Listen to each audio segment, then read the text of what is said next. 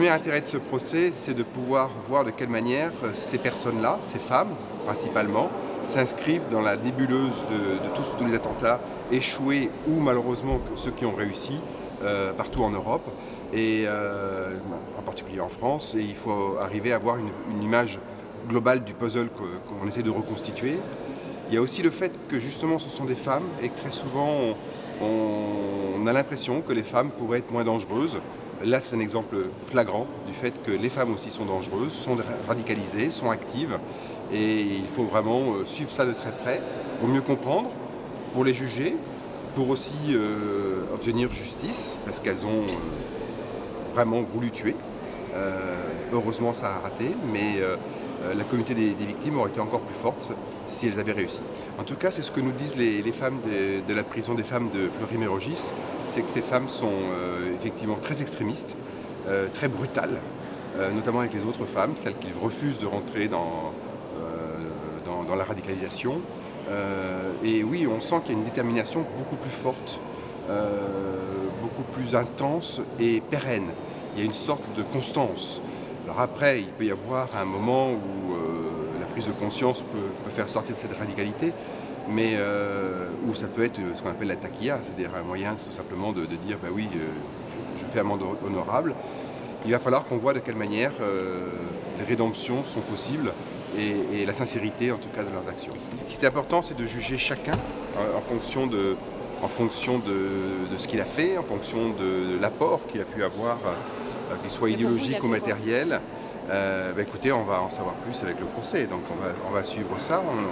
Bien sûr, on connaît le dossier. Maintenant, on sait à quel point le procès est un moment où des choses se cristallisent ou au contraire se dégonflent. Donc on va pouvoir voir justement les implications des uns et des autres.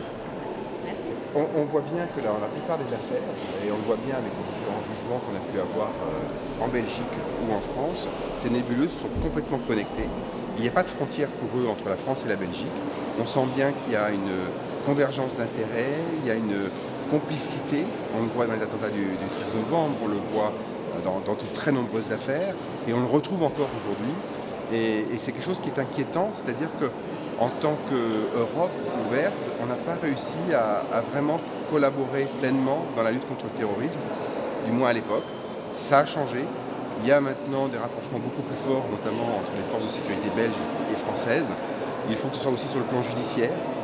C'est important aussi que nous puissions intervenir en tant qu'acteurs de la société civile en Belgique. Et nous le faisons via VEurope, notre partenaire, et aussi la EVT a pu se constituer pour le musée juif de Belgique. Et donc, il y a vraiment une interpénétration de ces deux sphères. Et nous, en tant qu'association, il faut aussi que nous soyons en collaboration complète pour pouvoir intervenir aussi bien en France qu'en Belgique. Écoutez, c'était une première partie intéressante, malgré les interruptions. Et on a pu, la description de tous les faits fait frémir quand même. Et c'est vrai de les voir en face réagir au fur et à mesure de la lecture de réquisitoire sans des faits, c'est quelque chose qui est très fort pour nous victimes. Et c'est vraiment un moment particulier. Et voilà, maintenant on va voir les débats. L'absence d'Amel Sakaou, pour vous, c'est un handicap pour ce procès ? L'absence d'un prévenu est toujours un handicap. Enfin, on va s'en contenter, hein, on va avancer quand même. Il y a quand même beaucoup de personnages importants. Donc, et puis c'est fou de voir cette interaction entre ces femmes qui aujourd'hui ne se regardent plus. C'est très particulier comme ambiance. On sent qu'il y avait une désolidarisation. Voilà, bon, on va voir ce que ça va donner au cours des débats. D'être très déterminé quand même si maintenant on sent qu'il y a une inimitié entre elles, très déterminées. Je crois qu'elles sont toujours aussi dangereuses, malheureusement. Merci. Merci à vous.